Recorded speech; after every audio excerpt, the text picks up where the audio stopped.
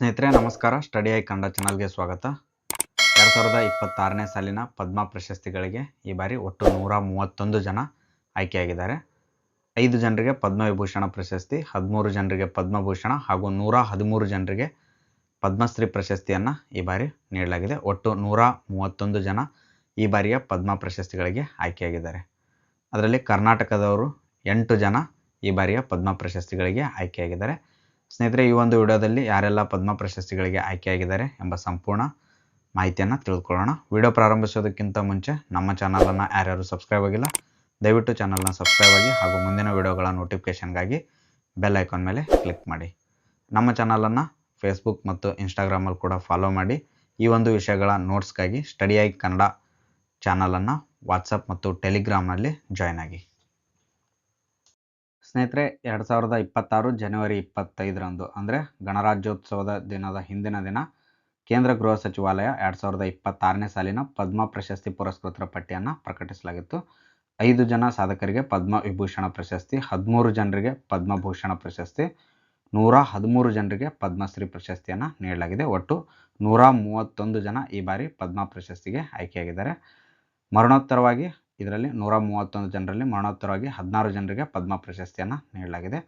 ಮಹಿಳೆಯರು 19 ಜನ ಆಯ್ಕೆಯಾಗಿದ್ದಾರೆ ಹಾಗೂ ನಮ್ಮ ಕರ್ನಾಟಕದಿಂದ ಈ ಬಾರಿ ಪದ್ಮ ಪ್ರಶಸ್ತಿಗೆ 8 ಜನ ಕರ್ನಾಟಕದಿಂದ ಆಯ್ಕೆಯಾಗಿದ್ದಾರೆ. ಸ್ನೇಹಿತರೆ, ಈ ಪದ್ಮ ಪ್ರಶಸ್ತಿಗೆ ಪುರಸ್ಕೃತರನ್ನು ಯಾವ ರೀತಿ ಆಯ್ಕೆ ಮಾಡಲಾಗುತ್ತೆ ಎಂಬ ಪ್ರಕ್ರಿಯೆಯನ್ನು ನೋಡೋದಾದರೆ, ಪ್ರತಿ ವರ್ಷ ಆಯಾ ರಾಜ್ಯ ಸರ್ಕಾರಗಳು ಮತ್ತು ಕೇಂದ್ರಾಡಳಿತ ಪ್ರದೇಶಗಳು ಪದ್ಮ ಪ್ರಶಸ್ತಿಗೆ ಅರ್ಹರಾದಂಥ ಒಂದು ಸಾಧಕರ ಹೆಸರನ್ನು ಕೇಂದ್ರ ಸರ್ಕಾರಕ್ಕೆ ಶಿಫಾರಸು ಮಾಡುತ್ತೆ. ನಂತರ ಭಾರತ ಪ್ರಧಾನಮಂತ್ರಿಗಳಿಂದ ರಚನೆಯಾದಂಥ ಆಯ್ಕೆ ಸಮಿತಿ ಈ ಶಿಫಾರಸು ಪಟ್ಟಿಯನ್ನು ಪರಿಶೀಲನೆ ಮಾಡಿ ಅರ್ಹರನ್ನು ಆಯ್ಕೆ ಮಾಡಿದ ನಂತರ ಆ ಶಿಫಾರಸಿನ ಪಟ್ಟಿಯನ್ನು ಪ್ರಧಾನಮಂತ್ರಿಯವರಿಗೆ ಸಲ್ಲಿಸಲಾಗುತ್ತೆ. ಪ್ರಧಾನಮಂತ್ರಿಗಳು ಒಪ್ಪಿದ ನಂತರ ರಾಷ್ಟ್ರಪತಿಗಳಿಗೆ ಅಂಗೀಕಾರಕ್ಕೆ ಕಳಿಸಲಾಗುತ್ತೆ. ಮುಂದೆ ರಾಷ್ಟ್ರಪತಿ ಭವನದಲ್ಲಿ ರಾಷ್ಟ್ರಪತಿಗಳು ಈ ಪ್ರಶಸ್ತಿಯನ್ನು ಪ್ರದಾನ ಮಾಡ್ತಾರೆ. ಈ ಪ್ರಶಸ್ತಿ ಏನೆಲ್ಲ ಒಳಗೊಂಡಿರುತ್ತೆ ಅಂದರೆ, ಒಂದು ಪ್ರಶಸ್ತಿಯ ಪತ್ರ ಮತ್ತು ಪದಕ ಉದ್ಧರಣೆ ಒಳಗೊಂಡಿರುತ್ತೆ. ಈ ಪದ್ಮ ಪ್ರಶಸ್ತಿಗಳನ್ನು ಪಡೆದವರು ಯಾವುದೇ ನಗದು ಮೊತ್ತವನ್ನು ಅವರಿಗೆ ನೀಡೋದಿಲ್ಲ. ಸ್ನೇಹಿತರೆ, ಈ ಪದ್ಮ ಪ್ರಶಸ್ತಿಗಳನ್ನು ನೀಡೋದಕ್ಕೆ ಪ್ರಾರಂಭಿಸಿದವರು ರಾಷ್ಟ್ರಪತಿ ಡಾಕ್ಟರ್ ಬಾಬು ರಾಜೇಂದ್ರ ಪ್ರಸಾದ್ ಅವರು. ಮೊಟ್ಟ ಮೊದಲನೇ ಬಾರಿಗೆ 1954 ಜನವರಿ 2ರಂದು ಈ ಪದ್ಮ ಪ್ರಶಸ್ತಿಗಳನ್ನು ನೀಡೋದಕ್ಕೆ ಪ್ರಾರಂಭಿಸಲಾಗುತ್ತೆ. 1977ರಲ್ಲಿ ಅಂದಿನ ಪ್ರಧಾನಮಂತ್ರಿಗಳಾದಂಥ ಮೊರಾರ್ಜಿ ದೇಸಾಯಿ ಸರ್ಕಾರ ಭಾರತ ರತ್ನ ಮತ್ತು ಪದ್ಮ ಪ್ರಶಸ್ತಿಗಳನ್ನು ನೀಡೋದಕ್ಕೆ ತಡೆ ಹಿಡಿಯಲಾಗುತ್ತೆ. ಆದರೆ ಮುಂದೆ 1980ರಲ್ಲಿ ಅಂದಿನ ಪ್ರಧಾನಮಂತ್ರಿಗಳಾದಂಥ ಶ್ರೀಮತಿ ಇಂದಿರಾ ಗಾಂಧಿಯವರು ಮತ್ತೆ ಭಾರತ ರತ್ನ ಮತ್ತು ಪದ್ಮ ಪ್ರಶಸ್ತಿಗಳನ್ನು ಪ್ರದಾನ ಮಾಡೋದಕ್ಕೆ ಮರು ಪ್ರಾರಂಭಿಸ್ತಾರೆ. ಸಂವಿಧಾನದ 18ನೇ ವಿಧಿ ಪ್ರಕಾರ ಪದ್ಮ ಪ್ರಶಸ್ತಿ ಯಾರೆಲ್ಲ ಪಡಿತಾರೆ ಅವರು ತಮ್ಮ ಹೆಸರಿನ ಮುಂದೆ ಬಿರುದುಗಳನ್ನು ಬಳಸಬಾರ್ದು ಅಂತ ಹೇಳುತ್ತೆ. ಭಾರತದಲ್ಲಿ ಸ್ವತಂತ್ರ ನಂತರ ಇದುವರೆಗೂ 1978 ಮತ್ತು 79 ಹಾಗೂ 1993ರಿಂದ 97ರವರೆಗೆ 2 ಅವಧಿಗೆ ಪದ್ಮ ಪ್ರಶಸ್ತಿಗಳನ್ನು ಘೋಷಣೆ ಮಾಡಿರೋದಿಲ್ಲ. ಭಾರತದಲ್ಲಿ ಅತ್ಯುನ್ನತ ನಾಗರಿಕ ಪ್ರಶಸ್ತಿ ಬಂದ್ಬಿಟ್ಟು ಭಾರತ ರತ್ನ, 2ನೇ ಅತ್ಯುತ್ತಮ ಪ್ರಶಸ್ತಿ ಬಂದ್ಬಿಟ್ಟು ಪದ್ಮವಿಭೂಷಣ. ಇದು ಪದ್ಮ ಪ್ರಶಸ್ತಿಗಳಲ್ಲಿ ಅತ್ಯುನ್ನತವಾದಂಥ ಗೌರವ ಪದ್ಮವಿಭೂಷಣ. ಭಾರತದಲ್ಲಿ 2ನೇ ಅತ್ಯುನ್ನತ ನಾಗರಿಕ ಪ್ರಶಸ್ತಿ ಕೂಡ ಇದು ಪದ್ಮವಿಭೂಷಣ ಪ್ರಶಸ್ತಿ. 3ನೇದು ಬಂದ್ಬಿಟ್ಟು ಪದ್ಮಭೂಷಣ, 4ನೇದು ಪದ್ಮಶ್ರೀ. ಪದ್ಮವಿಭೂಷಣ ಪ್ರಶಸ್ತಿ ಬಂದ್ಬಿಟ್ಟು ಭಾರತ ರತ್ನ ಪ್ರಶಸ್ತಿಯ ನಂತರದ 2ನೇ ಅತ್ಯುನ್ನತ ನಾಗರಿಕ ಮತ್ತು ಪದ್ಮ ಪ್ರಶಸ್ತಿಗಳಲ್ಲೇ ಅತ್ಯುನ್ನತ ಪ್ರಶಸ್ತಿ. ಇದು ಅಸಾಧಾರಣ ಮತ್ತು ವಿಶಿಷ್ಟ ಸೇವೆಗಾಗಿ ನೀಡಲಾಗುತ್ತೆ. 1954ರಲ್ಲಿ ಮೊಟ್ಟ ಮೊದಲನೇ ಬಾರಿಗೆ ಪದ್ಮವಿಭೂಷಣ ಪ್ರಶಸ್ತಿಯನ್ನು ಒಟ್ಟು 6 ಜನರಿಗೆ ನೀಡಲಾಗುತ್ತೆ. ಶ್ರೀ ಸತ್ಯೇಂದ್ರನಾಥ್ ಬೋಸ್ ಕಲ್ಕತ್ತಾದಿಂದ, ಇವರು ವಿಜ್ಞಾನ ಮತ್ತು ಸೈದ್ಧಾಂತಿಕ ಭೌತಶಾಸ್ತ್ರ ವಿಭಾಗದಿಂದ ಸತ್ಯೇಂದ್ರನಾಥ್ ಬೋಸ್ ಅವರಿಗೆ ನೀಡಲಾಗುತ್ತೆ. ಸೆಕೆಂಡು ಶ್ರೀ ನಂದಲಾಲ್ ಬೋಸ್, ಇವರು ಪಶ್ಚಿಮ ಬಂಗಾಳದವರು, ಇವರಿಗೆ ಚಿತ್ರಕಲೆ ವಿಭಾಗದಲ್ಲಿ ನೀಡಲಾಗುತ್ತೆ. 3ನೇದು ಶ್ರೀ ಜಾಕಿರ್ ಹುಸೇನ್, ಹೈದರಾಬಾದ್ದವರು, ಭಾರತದ ಮಾಜಿ ರಾಷ್ಟ್ರಪತಿಗಳು ಕೂಡ ಇವರಿಗೆ ನೀಡಲಾಗುತ್ತೆ. ಹಾಗೂ ಶ್ರೀ ವಿ.ಕೆ. ಕೃಷ್ಣ ಮೆನನ್, ಇವರು ಭಾರತ ಮಾಜಿ ರಕ್ಷಣಾ ಸಚಿವರು. ಹಾಗೂ ಶ್ರೀ ಬಾಲಾ ಸಾಹೇಬ್ ಗಂಗಾಧರ್ ಬೇರ್, ಇವರು ಮೊದಲ ಮುಖ್ಯಮಂತ್ರಿ, ಬಾಂಬೆ ಸರ್ಕಾರದ ಮೊದಲ ಮುಖ್ಯಮಂತ್ರಿ ಬಾಲಾ ಸಾಹೇಬ್ ಗಂಗಾಧರ್ ಬೇರ್ ಅವರಿಗೂ ಕೂಡ ಪದ್ಮವಿಭೂಷಣ ಪ್ರಶಸ್ತಿಯನ್ನು 1954ರಲ್ಲಿ ನೀಡಲಾಗಿತ್ತು. ಜೊತೆಗೆ ಶ್ರೀ ಜಿಗ್ಮಿ ಧೋರ್ಜಿ ವಾಂಗ್ಚುಕ್, ಇವರು ಭೂತಾನ್ನ ರಾಜ, ಇವರಿಗೂ 1954ರಲ್ಲಿ ಪದ್ಮವಿಭೂಷಣ ಪ್ರಶಸ್ತಿಯನ್ನು ನೀಡಲಾಗಿತ್ತು. ಈ ಒಟ್ಟು 6 ಜನ ಮೊಟ್ಟ ಮೊದಲನೇ ಬಾರಿಗೆ ಪದ್ಮವಿಭೂಷಣ ಪ್ರಶಸ್ತಿಯನ್ನು ಪಡೆದಂಥವರು. ನೆಕ್ಸ್ಟು ಪದ್ಮಭೂಷಣ ಪ್ರಶಸ್ತಿ. ಇದು ಭಾರತ ರತ್ನ ನಂತರದ 3ನೇ ಅತ್ಯುನ್ನತ ನಾಗರಿಕ ಪ್ರಶಸ್ತಿ ಮತ್ತು ಪದ್ಮ ಪ್ರಶಸ್ತಿಗಳಲ್ಲಿ 2ನೇ ಅತ್ಯುನ್ನತ ಪ್ರಶಸ್ತಿ. ಇದು ಕೂಡ ಅಸಾಧಾರಣ ಮತ್ತು ವಿಶಿಷ್ಟ ಸೇವೆಗಾಗಿ ನೀಡಲಾಗುತ್ತೆ. ಮೊಟ್ಟ ಮೊದಲನೇ ಬಾರಿಗೆ 1954ರಲ್ಲಿ ಒಟ್ಟು 4 ಜನರಿಗೆ ಪದ್ಮಭೂಷಣ ಪ್ರಶಸ್ತಿಯನ್ನು ನೀಡಲಾಗುತ್ತೆ. ಮೊದಲನೇದಾಗಿ ಶ್ರೀ ಹೋಮಿ ಜಹಾಂಗೀರ್ ಬಾಬಾ ಅವರಿಗೆ ಅಣುವಿಜ್ಞಾನಿ. ಸೆಕೆಂಡು ಶ್ರೀ ಶಾಂತಿ ಸ್ವರೂಪ್ ಭಟ್ನಾಗರ್, ಇವರು ವಿಜ್ಞಾನಿ. ಶ್ರೀ ಸುಕುಮಾರ್ ಸೆನ್ ಮೊದಲ ಚುನಾವಣಾ ಮುಖ್ಯ ಆಯುಕ್ತರಾಗಿದ್ದರು. ಶ್ರೀ MS ಸುಬ್ಬಲಕ್ಷ್ಮಿ ಸಂಗೀತ ಕಲಾವಿದೆ. ಈ ಒಟ್ಟು 4 ಜನರಿಗೆ ಮೊಟ್ಟ ಮೊದಲನೇದಾರಿಗೆ 1954ರಲ್ಲಿ ಪದ್ಮಭೂಷಣ ಪ್ರಶಸ್ತಿಯನ್ನು ನೀಡಲಾಗಿತ್ತು. ಪದ್ಮ ಪ್ರಶಸ್ತಿ ಪದಕದ ಅಗ್ರಭಾಗದ ಮೇಲೆ ದೇವನಾಗರಿ ಲಿಪಿಯಲ್ಲಿ ಪದ್ಮ ಮತ್ತು ಶ್ರೀ ಶಬ್ದಗಳು ಕಮಲ ಹೂವಿನ ಮೇಲೆ ಮತ್ತು ಕೆಳಗೆ ಕಾಣಿಸುತ್ತೆ. ಸ್ನೇಹಿತರೆ, ಈ ಪದ್ಮ ಪ್ರಶಸ್ತಿಗಳನ್ನು ಪಡೆಯೋದಕ್ಕೆ ಯಾರೆಲ್ಲ ಅರ್ಹರಾಗಿರ್ತಾರೆ ಅಂತ ನೋಡೋದಾದರೆ, ಕಲೆ, ಸಾಮಾಜಿಕ ಸೇವೆ, ಸಾರ್ವಜನಿಕ ಉದ್ಯಮ, ವಿಜ್ಞಾನ ಮತ್ತು ಇಂಜಿನಿಯರಿಂಗ್, ವ್ಯಾಪಾರ, ಕೈಗಾರಿಕೆ, ವೈದ್ಯಕೀಯ, ಸಾಹಿತ್ಯ ಮತ್ತು ಶಿಕ್ಷಣ, ಆಡಳಿತಾತ್ಮಕ ಸೇವೆಗಳು, ಇತರ ವಿಭಾಗಗಳಲ್ಲಿ ಸೇವೆ ಸಲ್ಲಿಸಿದವರನ್ನು ಈ ಒಂದು ಪ್ರಶಸ್ತಿಗಳಿಗೆ ಆಯ್ಕೆ ಮಾಡಲಾಗುತ್ತೆ. ಸ್ನೇಹಿತರೆ, ಈ ಬಾರಿ 2026ನೇ ಸಾಲಿನಲ್ಲಿ ಒಟ್ಟು 5 ಜನ ಸಾಧಕರಿಗೆ ಪದ್ಮವಿಭೂಷಣ ಪ್ರಶಸ್ತಿಯನ್ನು ನೀಡಲಾಗಿದೆ. ಮೊದಲನೇದಾಗಿ ಧರ್ಮೇಂದ್ರ ಸಿಂಗ್ ಡಿಯೋಲ್, ಇವರು ಮುಂಬೈನವರು, ಮರಣೋತ್ತರವಾಗಿ ನೀಡಲಾಗಿದೆ. ಇವರು ಖ್ಯಾತ ಚಲನಚಿತ್ರ ನಟರು, ಬಾಲಿವುಡ್ನ ಖ್ಯಾತ ಚಲನಚಿತ್ರ ನಟರು. ಸೆಕೆಂಡು ನ್ಯಾಯಮೂರ್ತಿ KT ಥಾಮಸ್, ಇವರು ಕೇರಳದವರು, ಸಾರ್ವಜನಿಕ ವ್ಯವಹಾರ ವಿಭಾಗದಲ್ಲಿ ಇವರಿಗೆ ನೀಡಲಾಗಿದೆ. ಥರ್ಡು ಶ್ರೀಮತಿ N ರಾಜಮ್ಮ, ಇವರು ಉತ್ತರ ಪ್ರದೇಶ ಕಲಾ ವಿಭಾಗದಿಂದ ಇವರಿಗೆ ಪದ್ಮವಿಭೂಷಣ ಪ್ರಶಸ್ತಿಯನ್ನು ನೀಡಲಾಗಿದೆ. ಫೋರ್ತು VS ಅಚ್ಯುತಾನಂದನ್, ಇವರು ಕೇರಳದವರು, ಸಾರ್ವಜನಿಕ ವ್ಯವಹಾರ, ಇವರಿಗೂ ಕೂಡ ಮರಣೋತ್ತರವಾಗಿ ಈ ಪ್ರಶಸ್ತಿಯನ್ನು ನೀಡಲಾಗಿದೆ. ಫಿಫ್ತು P ನಾರಾಯಣ್, ಇವರು ಕೇರಳದವರು, ಸಾಹಿತ್ಯ ಮತ್ತು ಶಿಕ್ಷಣ ವಿಭಾಗದಲ್ಲಿ ಇವರಿಗೆ ಪದ್ಮವಿಭೂಷಣ ಪ್ರಶಸ್ತಿಯನ್ನು ನೀಡಲಾಗಿದೆ. ಈ ಒಟ್ಟು 5 ಜನ ಈ ಬಾರಿ 2026ನೇ ಸಾಲಿನಲ್ಲಿ ಪದ್ಮವಿಭೂಷಣ ಪ್ರಶಸ್ತಿಗೆ ಆಯ್ಕೆಯಾದ ವ್ಯಕ್ತಿಗಳು. ಸ್ನೇಹಿತರೆ, ಈ 2026ನೇ ಸಾಲಿನಲ್ಲಿ ಪದ್ಮವಿಭೂಷಣ ಪ್ರಶಸ್ತಿಗೆ ಆಯ್ಕೆಯಾದಂಥ 5 ಜನರ ಬಗ್ಗೆ ಡೀಟೇಲ್ ಆಗಿ ನೋಡ್ತಾ ಹೋಗೋಣ. ಮೊದಲನೇದಾಗಿ ಧರ್ಮೇಂದ್ರ ಸಿಂಗ್ ಡಿಯೋಲ್, ಇವರು ಮುಂಬೈಯವರು, ಇವರಿಗೆ ಮರಣೋತ್ತರವಾಗಿ ಪದ್ಮವಿಭೂಷಣ ಪ್ರಶಸ್ತಿಯನ್ನು ನೀಡಲಾಗಿದೆ. ಇವರು ಭಾರತೀಯ ಚಿತ್ರರಂಗದಲ್ಲಿ ಬಾಲಿವುಡ್ನ ಖ್ಯಾತ ನಟರು. ಇವರು 1960ರ ದಶಕದಿಂದ 6 ದಶಕಗಳ ಕಾಲ ಚಿತ್ರರಂಗದಲ್ಲಿ ಸಕ್ರಿಯರಾಗಿದ್ದರು. ಶೋಲೆ, ಚುಪ್ಕೆ ಚುಪ್ಕೆ, ಧರ್ಮವೀರ, ಸತ್ಯಕಾಮನಂತ 300 ಚಿತ್ರಗಳಿಗಿಂತ ಹೆಚ್ಚು ಚಲನಚಿತ್ರಗಳಲ್ಲಿ ನಟಿಸಿದ್ದಾರೆ. ಭಾರತೀಯ ಸಿನಿಮಾ ರಂಗಕ್ಕೆ ಒಂದು ಅಮೂಲ್ಯವಾದ ಕೊಡುಗೆಯನ್ನು ಇವರು ನೀಡಿದ್ದನ್ನು ಗುರುತಿಸಿ ಇವರಿಗೆ ಈ ಬಾರಿಯ ಪದ್ಮವಿಭೂಷಣ ಪ್ರಶಸ್ತಿಯನ್ನು ನೀಡಲಾಗಿದೆ. ಸೆಕೆಂಡು ನ್ಯಾಯಮೂರ್ತಿ KT ಥಾಮಸ್, ಇವರು ಕೇರಳದವರು, ಸಾರ್ವಜನಿಕ ವ್ಯವಹಾರ ವಿಭಾಗದಿಂದ ಇವರಿಗೆ ಈ ಬಾರಿ ಪದ್ಮವಿಭೂಷಣ ಪ್ರಶಸ್ತಿಯನ್ನು ನೀಡಲಾಗಿದೆ. ಸುಪ್ರೀಂ ಕೋರ್ಟ್ನ ನಿವೃತ್ತ ನ್ಯಾಯಮೂರ್ತಿಗಳಾದಂಥ ನ್ಯಾಯಮೂರ್ತಿ KT ಥಾಮಸ್ ಅವರು ತಮ್ಮ ವೃತ್ತಿ ಜೀವನದಲ್ಲಿ ನಿಷ್ಪಕ್ಷಪಾತ ಮತ್ತು ದಿಟ್ಟ ತೀರ್ಮಾನಗಳಿಗೆ ಇವರು ಹೆಸರುವಾಸಿಯಾಗಿದ್ದರು. ರಾಜೀವ್ ಗಾಂಧಿ ಹತ್ಯೆ ವಿಚಾರಣೆ ನಡೆಸಿದಂಥ ಪೀಠದಲ್ಲಿ ಕೂಡ ಇವರು ಪ್ರಮುಖವಾದಂಥ ಪಾತ್ರವನ್ನು ವಹಿಸಿದರು. ನಂತರ ಮರಣದಂಡನೆ ಶಿಕ್ಷೆ ಕುರಿತು ಮಹತ್ವವಾದ ಅಭಿಪ್ರಾಯವನ್ನು ಕೂಡ ಇವರು ವ್ಯಕ್ತಪಡಿಸಿದರು. ನಿವೃತ್ತಿಯ ನಂತರನೂ ಕೂಡ ಪೊಲೀಸ್ ಸುಧಾರಣಾ ಸಮಿತಿ ಸೇರಿ ಹಲವು ಸಮಿತಿಗಳಲ್ಲಿ ಇವರು ಸೇವೆಯನ್ನು ಸಲ್ಲಿಸಿದ್ದಾರೆ. ಇವರ ಒಂದು ಅಭೂತಪೂರ್ವವಾದಂಥ ಒಂದು ಸೇವೆಗಾಗಿ ಈ ಬಾರಿ ಪದ್ಮವಿಭೂಷಣ ಪ್ರಶಸ್ತಿಗೆ ಇವರನ್ನು ಆಯ್ಕೆ ಮಾಡಲಾಗಿದೆ. ಥರ್ಡು ಶ್ರೀಮತಿ N ರಾಜಮ್ಮ, ಇವರು ಉತ್ತರ ಪ್ರದೇಶದವರು, ಕಲಾ ವಿಭಾಗದಿಂದ ಈ ಬಾರಿ ಪದ್ಮವಿಭೂಷಣ ಪ್ರಶಸ್ತಿಗೆ ಆಯ್ಕೆ ಮಾಡಲಾಗಿದೆ. ವಿಶ್ವವಿಖ್ಯಾತ ಪಿಟಲು ವಾದಕರಾದಂಥ ಶ್ರೀಮತಿ N ರಾಜಮ್ಮ ಅವರು ಮೂಲತಃ ಚೆನ್ನೈ ಮೂಲದವರು. ತಮ್ಮ ಕಲಾ ಸೇವೆಯನ್ನು ಉತ್ತರ ಪ್ರದೇಶದ ವಾರಣಾಸಿಯಲ್ಲಿ ಇವರು ಮುಂದುವರಿಸ್ತಾರೆ. ಪಿಟಲು ವಾದನದಲ್ಲಿ ಗಾಯಕಿ ಅಂಗ ಅಂದರೆ ಮನುಷ್ಯ ಹಾಡಿದಂತೆ ಕೇಳಿಸುವ ತಂತ್ರ ಶೈಲಿಯನ್ನು ಪರಿಚಯಿಸಿ ಇವರು ಜನಪ್ರಿಯಗೊಳಿಸಿದ್ದಾರೆ. ಬನಾರಸ್ ವಿಶ್ವವಿದ್ಯಾಲಯದಲ್ಲಿ ಸಂಗೀತ ವಿಭಾಗದ ಡೀನ್ ಆಗಿ ಕೂಡ ಇವರು ಸೇವೆಯನ್ನು ಸಲ್ಲಿಸಿದ್ದಾರೆ. ಫೋರ್ತ್ ಬಂದ್ಬಿಟ್ಟು VS ಅಚ್ಯುತಾನಂದನ್, ಇವರು ಕೇರಳದವರು, ಸಾರ್ವಜನಿಕ ವ್ಯವಹಾರ ವಿಭಾಗದಿಂದ ಈ ಬಾರಿ ಮರಣೋತ್ತರವಾಗಿ ಪದ್ಮವಿಭೂಷಣ ಪ್ರಶಸ್ತಿಯನ್ನು ಇವರಿಗೆ ನೀಡಲಾಗಿದೆ. ಇವರು ಕೇರಳದ ಮಾಜಿ ಮುಖ್ಯಮಂತ್ರಿಗಳು ಮತ್ತು CPIM ಪಕ್ಷದ ಹಿರಿಯ ಮುಖಂಡರು ಕೂಡ ಇವರು ಕೇರಳದಲ್ಲಿ VS ಅಂತ ಹೇಳಿನೇ ಪ್ರಖ್ಯಾತರಾಗಿದ್ದಾರೆ. ಸರಳ ಜೀವನ ಶೈಲಿ ಮತ್ತು ಭ್ರಷ್ಟಾಚಾರದ ಹೋರಾಟಕ್ಕೆ ಇವರು ಹೆಸರುವಾಸಿ. ಇವರು CM ಆಗಿದ್ದಾಗ ಮನ್ನಾರ್ ಒತ್ತುವರಿ ತೆರವು ಕಾರ್ಯಾಚರಣೆ ಮತ್ತು ಸ್ತ್ರೀ ಸುರಕ್ಷತೆ ಹಾಗೂ ಪರಿಸರ ಸಂರಕ್ಷಣೆಯ ದಿಟ್ಟ ನಿರ್ಧಾರಗಳನ್ನು ಇವರು ತಮ್ಮ ಅವಧಿಯಲ್ಲಿ ತೆಗೆದುಕೊಂಡಿದ್ದಾರೆ. ಫಿಫ್ತ್ ಬಂದ್ಬಿಟ್ಟು P ನಾರಾಯಣ್, ಇವರು ಕೇರಳದವರು, ಸಾಹಿತ್ಯ ಮತ್ತು ಶಿಕ್ಷಣ ವಿಭಾಗದಿಂದ ಈ ಬಾರಿ ಪದ್ಮವಿಭೂಷಣ ಪ್ರಶಸ್ತಿಯನ್ನು ಇವರಿಗೆ ನೀಡಲಾಗಿದೆ. ಇವರು ಹಿರಿಯ ಪತ್ರಕರ್ತರು ಹಾಗೂ ಸಾಮಾಜಿಕ ಚಿಂತಕರು ಕೂಡ, ಹಾಗೂ ಜೊತೆಗೆ RSSನ ಹಿರಿಯ ಪ್ರಚಾರಕರು, ಜೊತೆಗೆ ಜನ್ಮಭೂಮಿ ದಿನಪತ್ರಿಕೆಯ ಸಂಪಾದಕರಾಗಿ ಸುದೀರ್ಘ ಅವಧಿಗೆ ಒಂದು ಸೇವೆಯನ್ನು ಸಲ್ಲಿಸಿದ್ದಾರೆ.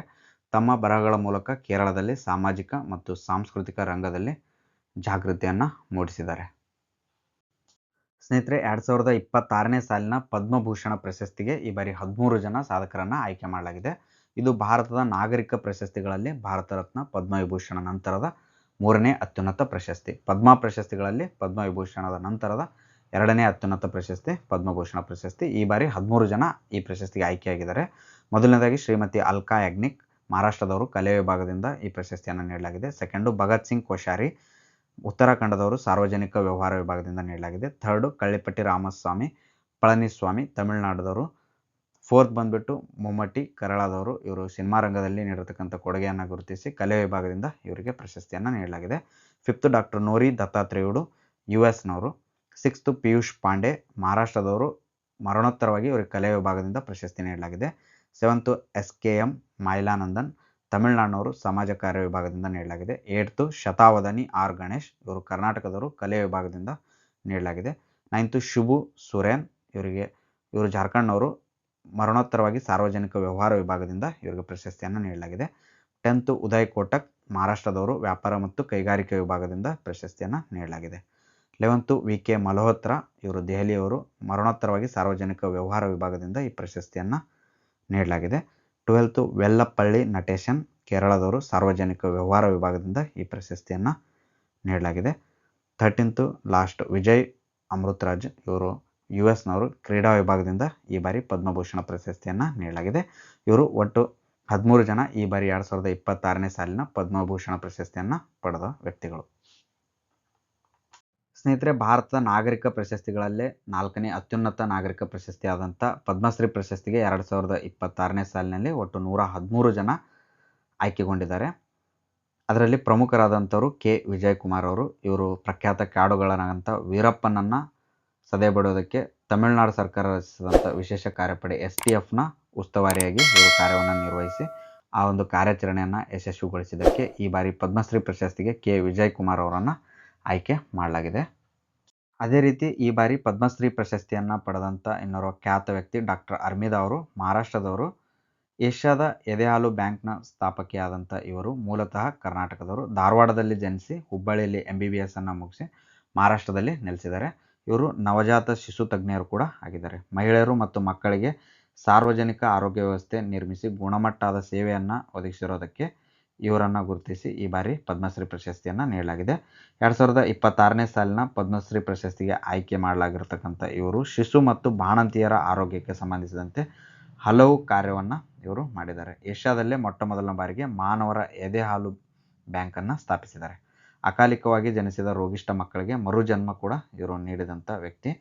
UNICEF, United Nations International Children's Emergency Fund, ಯುನಿಸೆಫ್ನ ಬೆಂಬಲದೊಂದಿಗೆ ಇವರು ಸ್ತನ್ಯಪಾನ ಕೈಪಿಡಿಯನ್ನು ತಯಾರಿಸಿ ಫೆರ್ನಾಮ್ ಡಿಶ್ ಸ್ನೇಹ ಎಂಬ ಸಂಸ್ಥೆಯನ್ನು ಸ್ಥಾಪಿಸಿದ್ದಾರೆ. ಅದರ ಜೊತೆಗೆ 2026ನೇ ಸಾಲಿನ ಪದ್ಮಶ್ರೀ ಪ್ರಶಸ್ತಿಗೆ ಭಾರತೀಯ ಕ್ರಿಕೆಟ್ನ ದಿಗ್ಗಜರಾದಂಥ ರೋಹಿತ್ ಶರ್ಮಾ ಮತ್ತು ಹರ್ಮನ್ ಪ್ರೀತ್ ಕೌರ್ ಕೂಡ ಈ ಬಾರಿ ಕ್ರೀಡಾ ಕ್ಷೇತ್ರದಲ್ಲಿನ ಅನನ್ಯ ಸಾಧನೆಗಾಗಿ ಪದ್ಮಶ್ರೀ ಪ್ರಶಸ್ತಿಗೆ ಭಾಜನರಾಗಿದ್ದಾರೆ. ಸ್ನೇಹಿತರೆ, ಈ ಬಾರಿ 2026ನೇ ಸಾಲಿನ ಪದ್ಮ ಪ್ರಶಸ್ತಿಗಳಿಗೆ ಕರ್ನಾಟಕದಿಂದ ಒಟ್ಟು 8 ಜನ ಆಯ್ಕೆಯಾಗಿದ್ದಾರೆ. ಒಬ್ಬರು ಪದ್ಮಭೂಷಣ ಪ್ರಶಸ್ತಿಗೆ ಮತ್ತು ಇನ್ನುಳಿದ 7 ಜನ ಪದ್ಮಶ್ರೀ ಪ್ರಶಸ್ತಿಗೆ. ಒಟ್ಟು ಕರ್ನಾಟಕದಿಂದ 8 ಜನ ಈ ಬಾರಿ ಪದ್ಮ ಪ್ರಶಸ್ತಿಗೆ ಆಯ್ಕೆಗೊಂಡಿದ್ದು ಪ್ರತಿಯೊಬ್ಬರ ಬಗ್ಗೆನೂ ಡೀಟೇಲ್ ಆಗಿ ನೋಡ್ತಾ ಹೋಗೋಣ. ಮೊದಲನೇದಾಗಿ ಶತಾವಧಾನಿ R ಗಣೇಶ್ ಅವರು, ಇವರಿಗೆ ಪದ್ಮಭೂಷಣ ಪ್ರಶಸ್ತಿಯನ್ನು ನೀಡಲಾಗಿದೆ. 1962 ಡಿಸೆಂಬರ್ 4ರಂದು ಕೋಲಾರದಲ್ಲಿ ಜನಿಸಿರ್ತಕ್ಕಂಥ ಇವರು ಸಮಕಾಲೀನ ಭಾರತದ ವಿದ್ವಾಂಸರಲ್ಲಿ ಒಬ್ಬರಾಗಿದ್ದಾರೆ. ಇವರು ಸಾವಿರಾರು ವರ್ಷಗಳ ಇತಿಹಾಸ ಇರತಕ್ಕಂಥ ಅವಧಾನ ಕಲೆಯ ಪ್ರಸ್ತುತಿಯ ಮೂಲಕ ಪ್ರಸಿದ್ಧರಾಗಿದ್ದಾರೆ.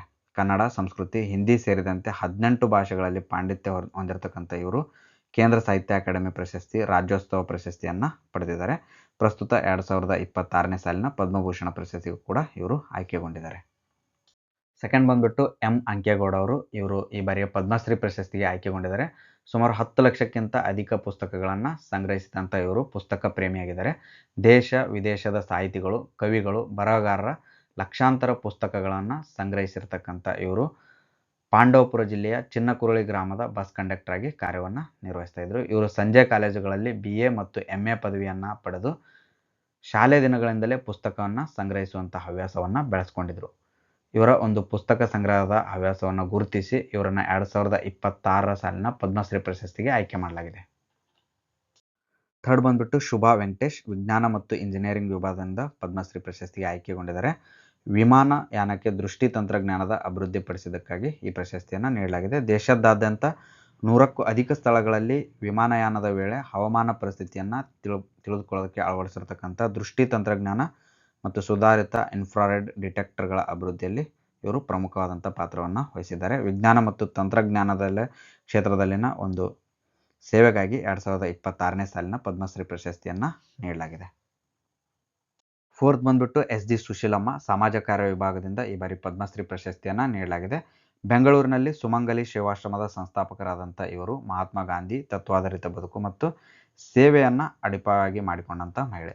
ಅನಾಥ ಮಕ್ಕಳು ಮತ್ತು ಆರ್ಥಿಕವಾಗಿ ಹಿಂದುಳಿದಂಥವರ ಸೇವೆಗೆ ಅರ್ಪಿತವಾದಂಥ ಈ ಸುಮಂಗಲಿ ಸೇವಾಶ್ರಮದ ಸಂಸ್ಥೆಯನ್ನು 1975ರಲ್ಲಿ ನಗರದ ಹೆಬ್ಬಾಳದ ಸಮೀಪದ ಚೋಳನಾಯಕನಹಳ್ಳಿಯಲ್ಲಿ ಸ್ಥಾಪಿಸಿದ್ದಾರೆ. ಇವರಿಗೆ ಕನ್ನಡ ರಾಜ್ಯೋತ್ಸವ ಪ್ರಶಸ್ತಿ ಮತ್ತು ಕಿತ್ತೂರಾಣಿ ಚೆನ್ನಮ್ಮ ಪ್ರಶಸ್ತಿ ಕೂಡ ಲಭಿಸಿದೆ. ಫಿಫ್ತ್ ಬಂದ್ಬಿಟ್ಟು ಡಾಕ್ಟರ್ ಸುರೇಶ್ ಹನಗವಾಡಿ. ಇವರು ಹಿಮೋಫಿಲಿಯಾ ರೋಗಿಗಳ ಚಿಕಿತ್ಸೆ ಮತ್ತು ಆರೈಕೆಗಾಗಿ 4 ದಶಕಗಳಿಂದ ಶ್ರಮಿಸ್ತಾ ಇರತಕ್ಕಂಥ ದಾವಣಗೆರೆ ಜಿಲ್ಲೆಯವರು. ಇವರಿಗೆ ಈ ಬಾರಿ 2026ನೇ ಸಾಲಿನ ಪದ್ಮಶ್ರೀ ಪ್ರಶಸ್ತಿ ದೊರಕಿದೆ. ಸ್ವತಃ ಹಿಮೋಫಿಲಿಯಾ ರೋಗಿಯಾಗಿರ್ತಕ್ಕಂಥ ಇವರು ಆ ನೋವನ್ನೇ ಶಕ್ತಿಯಾಗಿಸಿಕೊಂಡು ಸಮುದಾಯದ ಹಿತಕ್ಕಾಗಿ ಕರ್ನಾಟಕ ಹಿಮೋಫಿಲಿಯಾ ಸೊಸೈಟಿಯನ್ನು ಸ್ಥಾಪಿಸಿದ್ದಾರೆ. ಈ ರೋಗವನ್ನು ಅಂಗವಿಕಲರ ಕಾಯ್ದೆ ವ್ಯಾಪ್ತಿಗೆ ತರುವಲ್ಲಿ ಪ್ರಮುಖ ಪಾತ್ರವನ್ನು ವಹಿಸಿದಂಥ ಇವರು ನಿರಂತರ ಶ್ರಮದಿಂದ ಕರ್ನಾಟಕದ ಜಿಲ್ಲಾ ಆಸ್ಪತ್ರೆಗಳಲ್ಲಿ ಹಿಮೋಫಿಲಿಯಾ ರೋಗಿಗಳಿಗೆ ಉಚಿತ ಚಿಕಿತ್ಸೆ ಲಭ್ಯವಾಗುವಂತೆ ಮಾಡಿದ್ದಾರೆ. ಸಿಕ್ಸ್ತ್ ಬಂದ್ಬಿಟ್ಟು ಟಿ ಜಗನ್ನಾಥನ್, ವ್ಯಾಪಾರ ಮತ್ತು ಕೈಗಾರಿಕಾ ವಿಭಾಗದಿಂದ ಇವರಿಗೆ ಮರಣೋತ್ತರವಾಗಿ ಈ ಬಾರಿ ಪದ್ಮಶ್ರೀ ಪ್ರಶಸ್ತಿಯನ್ನು ನೀಡಲಾಗಿದೆ. ಇವರು ಟಿ.ಕೆ ಸಮೂಹದ ಮುಖ್ಯಸ್ಥರು. ಅಡುಗೆ ಮನೆಯ ದೊರೆಯಂತೆಯೇ ಖ್ಯಾತರಾದಂಥ ಇವರು ಪ್ರೆಷರ್ ಕುಕ್ಕರ್ಗಳಿಗೆ GRS ಸುರಕ್ಷಾ ಕಾರ್ಯವಿಧಾನವನ್ನು ಅಭಿವೃದ್ಧಿಪಡಿಸಿದ್ದಾರೆ. ಸೆವೆಂತ್ ಬಂದ್ಬಿಟ್ಟು ಪ್ರಭಾಕರ್ ಕೋರೆ, ಸಾಹಿತ್ಯ ಮತ್ತು ಶಿಕ್ಷಣ ವಿಭಾಗದಿಂದ ಈ ಬಾರಿ ಪದ್ಮಶ್ರೀ ಪ್ರಶಸ್ತಿಯನ್ನು ನೀಡಲಾಗಿದ್ದು ಇವರು KLE ಸಂಸ್ಥೆಯ ಸಂಸ್ಥಾಪಕರಾಗಿದ್ದಾರೆ. KLE ಸಂಸ್ಥೆಯನ್ನು ಸ್ಥಾಪಿಸಿ ಗ್ರಾಮೀಣದ ಜನರಿಗೆ ಗುಣಮಟ್ಟದ ಶಿಕ್ಷಣ ಮತ್ತು ಆರೋಗ್ಯ ಸೇವೆ ದೊರೆಯುವಂತೆ ಮಾಡಿರತಕ್ಕಂಥ ಇವರ ಒಂದು ಸೇವೆಗೆ ಪದ್ಮಶ್ರೀ ಪ್ರಶಸ್ತಿಯನ್ನು ನೀಡಿ ಗೌರವಿಸಲಾಗಿದೆ. ಏಳ್ತ್ ಬಂದ್ಬಿಟ್ಟು ಶಶಿಶೇಖರ್ ವೆಂಪತಿ, ಸಾಹಿತ್ಯ ಮತ್ತು ಶಿಕ್ಷಣ ವಿಭಾಗದಿಂದ ಈ ಬಾರಿ ಪದ್ಮಶ್ರೀ ಪ್ರಶಸ್ತಿಯನ್ನು ಇವರಿಗೆ ನೀಡಲಾಗಿದ್ದು ಪ್ರಸಾರ ಭಾರತೀಯ ಮಾಜಿ ಮುಖ್ಯ ಕಾರ್ಯನಿರ್ವಾಹಕ ಅಧಿಕಾರಿಯಾದಂಥ ಇವರು ದೂರದರ್ಶನ ಮತ್ತು ಆಕಾಶವಾಣಿಯನ್ನು ಡಿಜಿಟಲ್ ಯುಗಕ್ಕೆ ಕೊಂಡೊಯ್ದಿದ್ದಾರೆ. ಸಾಹಿತ್ಯ ಮತ್ತು ಶಿಕ್ಷಣ ರಂಗದಲ್ಲಿನ ಇವರ ಸೇವೆಯನ್ನು ಗುರುತಿಸಿ ಈ ಬಾರಿ ಪದ್ಮಶ್ರೀ ಪ್ರಶಸ್ತಿಗೆ ಆಯ್ಕೆ ಮಾಡಲಾಗಿದೆ. ಸ್ನೇಹಿತರೆ, ಕರ್ನಾಟಕದಿಂದ ಇಲ್ಲಿಯವರೆಗೂ ಪದ್ಮವಿಭೂಷಣ ಪ್ರಶಸ್ತಿಯನ್ನು ಪಡೆದಂಥ ಸಾಧಕರ ಬಗ್ಗೆ ನೋಡೋಣ. ಮೊದಲನೇದಾಗಿ 1974ರಲ್ಲಿ ಡಾಕ್ಟರ್ ವಿ. ಕಸ್ತೂರಿರಂಗ ವರದರಾಜರಾವ್ ಅವರು, 1975ರಲ್ಲಿ ರಾಜಾರಮಣ್ಣ, 1981ರಲ್ಲಿ ಶ್ರೀ ಸತೀಶ್ ಧವನ್, 1987ರಲ್ಲಿ ಶ್ರೀಮತಿ ಕಮಲಾದೇವಿ ಚಟ್ಟೋಪಾಧ್ಯಾಯ, 1988ರಲ್ಲಿ ಶ್ರೀ ಕುವೆಂಪು ಅವರು, 1990ರಲ್ಲಿ TN ಚತುರ್ವೇದಿ, 1992ರಲ್ಲಿ ಮಲ್ಲಿಕಾರ್ಜುನ್ ಮಾನ್ಸೂರ್ ಅವರು, 2000 ಇಸ್ವಿಯಲ್ಲಿ ಕೃಷ್ಣಸ್ವಾಮಿ ಕಸ್ತೂರಿರಂಗನ್, 2002ರಲ್ಲಿ ಶ್ರೀಮತಿ ಗಂಗೂಬಾಯಿ ಹಾನ್ಗಲ್ ಅವರು, 2004ರಲ್ಲಿ MN ವೆಂಕಟಾಚಲಯ್ಯ ಅವರು, 2005ರಲ್ಲಿ ಪ್ರೊಫೆಸರ್ ಮಾರ್ತಾಂಡ ವರ್ಮ ಶಂಕರನ್ ವಲೆತ್ತನ್, 2006ರಲ್ಲಿ ಒಬೈದ್ ಸಿದ್ದಿಕಿ ಅವರು, 2008ರಲ್ಲಿ NR ನಾರಾಯಣಮೂರ್ತಿ, 2009ರಲ್ಲಿ G. ಮಾಧವನ್ ನೇರ್, 2011ರಲ್ಲಿ ಅಜೀಂ ಪ್ರೇಮ್ಜಿ ಅವರು, 2013ರಲ್ಲಿ ರೊದ್ದಂ ನರಸಿಂಹ ಅವರು, 2015ರಲ್ಲಿ ವೀರೇಂದ್ರ ಹೆಗಡೆ ಅವರು, 2016ರಲ್ಲಿ VK ಅತ್ರಿ ಅವರು, 2016ರಲ್ಲಿ ಮತ್ತು ಶ್ರೀ ರವಿಶಂಕರ್ ಗುರೂಜಿ ಅವರು, 2017ರಲ್ಲಿ ಪ್ರೊಫೆಸರ್ UR ರಾವ್ ಅವರು, 2020ರಲ್ಲಿ ಶ್ರೀ ವಿಶ್ವೇಶತೀರ್ಥ ಸ್ವಾಮೀಜಿ ಶ್ರೀ ಪೇಜಾವರ ಮಠ ಉಡುಪಿ ಅವರು, 2021ರಲ್ಲಿ ಡಾಕ್ಟರ್ ಬೆಲ್ಲೆ ಮೊನ್ನಪ್ಪ ಹೆಗಡೆ ಅವರು, 2023ರಲ್ಲಿ ಶ್ರೀ SM ಕೃಷ್ಣ ಅವರು ಹಾಗೂ 2025ರಲ್ಲಿ ಶ್ರೀ ಲಕ್ಷ್ಮೀನಾರಾಯಣ್ ಸುಬ್ರಹ್ಮಣ್ಯನ್ ಇವರು ಇಲ್ಲಿಯವರೆಗೂ ಕರ್ನಾಟಕದಿಂದ ಪದ್ಮವಿಭೂಷಣ ಪಡೆದಂಥ ಸಾಧಕರು. ಸ್ನೇಹಿತರೆ, ಈ ವಿಡಿಯೋದಲ್ಲಿ ನೀಡಿರ್ತಕ್ಕಂಥ ಮಾಹಿತಿ ನಿಮಗೆಲ್ಲ ಇಷ್ಟ ಆಗಿದೆ ಅಂತ ತಿಳ್ಕೊತೀನಿ. ವಿಡಿಯೋ ಇಷ್ಟ ಆಗಿದ್ರೆ ವಿಡಿಯೋನ ಲೈಕ್ ಮಾಡಿ ಹಾಗೂ ಆದಷ್ಟು ಜನರಿಗೆ ಶೇರ್ ಮಾಡಿ. ಹಾಗೂ ನಮ್ಮ ಚಾನಲ್ನ ಇಲ್ಲಿಯವರೆಗೂ ಯಾರ್ಯಾರು ಸಬ್ಸ್ಕ್ರೈಬ್ ಆಗಿಲ್ಲ ದಯವಿಟ್ಟು ಚಾನಲ್ನ ಸಬ್ಸ್ಕ್ರೈಬ್ ಆಗಿ ಮುಂದಿನ ವಿಡಿಯೋಗಳ ನೋಟಿಫಿಕೇಷನ್ಗಾಗಿ ಪಕ್ಕದಲ್ಲಿರ್ತಕ್ಕಂಥ ಬೆಲ್ ಐಕಾನ್ ಮೇಲೆ ಕ್ಲಿಕ್ ಮಾಡಿ. ಹಾಗೂ ನಮ್ಮ ಚಾನಲ್ನ ತಪ್ಪದೆ ಇನ್ಸ್ಟಾಗ್ರಾಮ್ ಮತ್ತು ಫೇಸ್ಬುಕ್ಕಲ್ಲಿ ಕೂಡ ಫಾಲೋ ಮಾಡಿ. ಹಾಗೂ ಈ ಒಂದು ವಿಷಯಗಳ PDF ನೋಟ್ಸ್ಗಾಗಿ ಸ್ಟಡಿ ಐ ಕನ್ನಡ ವಾಟ್ಸಪ್ ಮತ್ತು ಟೆಲಿಗ್ರಾಮ್ ಚಾನಲನ್ನು ಜಾಯ್ನ್ ಆಗಿ. ಧನ್ಯವಾದಗಳು.